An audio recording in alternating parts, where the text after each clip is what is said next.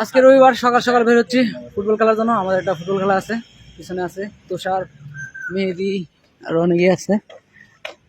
আমরা যাচ্ছি সবাই আজকে ফুটবল খেলার জন্য। দেখা যাক ফলাফল কি হয়।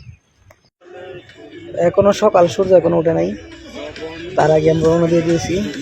সকাল সকালই এমআরটি খুব কাছাকাছি চলে আসছি।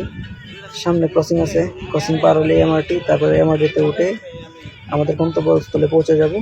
বেশিক্ষণ সময় লাগবে না, রাস্তা পার হয়ে যাওয়ার সময় বেশিক্ষণ নাই, তাই সবাই দৌড়াচ্ছি এখন। 8 সেকেন্ড 7 সেকেন্ড আছে।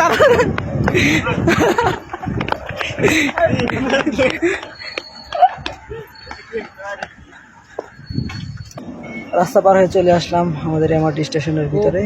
আন্তর্জাতিক মানের বিশেষজ্ঞ প্লেয়ার সকাল থেকে অপেক্ষা করছে আমাদের জন্য, যদিও আসতে আমাদের আজকে লেট হয়েছে। আইসে শুনে এমআরটি থেকে নামার পরে এখন আমাদের গন্তব্য আমাদের মাঠ। এমআরটি স্টেশনের খুব কাছে মাঠ, হেঁটে গেলে বেশিক্ষণ লাগে না, 1-2 মিনিট, তাই সবাই হাঁটাহাঁটি শুরু করলাম।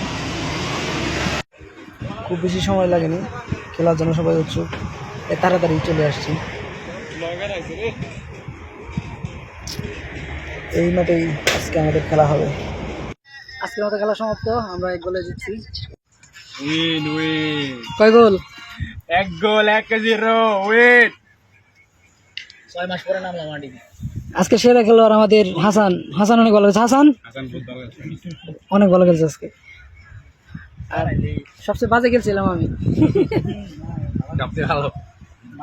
সবচেয়ে ভালো খেলছে সাব্বির ভাই। একটু পর আমরা আবার অন্য জায়গায় ঘুরতে যাব। কিছুক্ষণ রেস্ট নেওয়ার পর এখন আমরা চলে যাব হাত মুখ ধোয়ার জন্য। সাজ্জাদ, কি অবস্থা?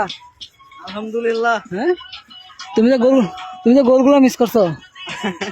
হ্যাঁ ভাই, তুফাইল কয়টা গোল মিস করছে? ভাই আমি বেশি না, 2টা মিস করছি, একটা দিছি ভাই।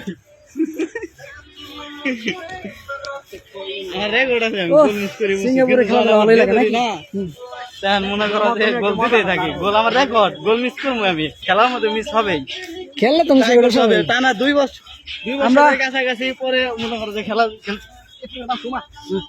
কি খাড়া খিচ্ছে নি হাত মুখ দিয়ে খালি এই এই গাছ খেতে খেলা গিয়েও কামালি এটা খেতে খেললে এত সমস্যা হয় না।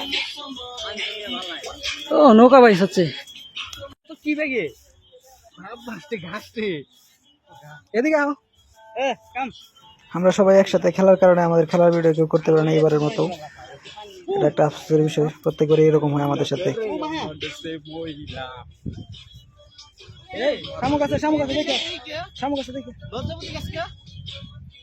এটা সে মানুষের লজ্জা নাই, লজ্জাপতি গাছ বেশি।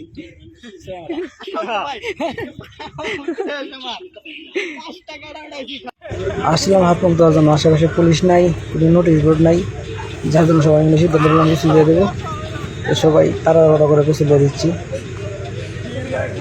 যাতে কোনো সমস্যা না হয়।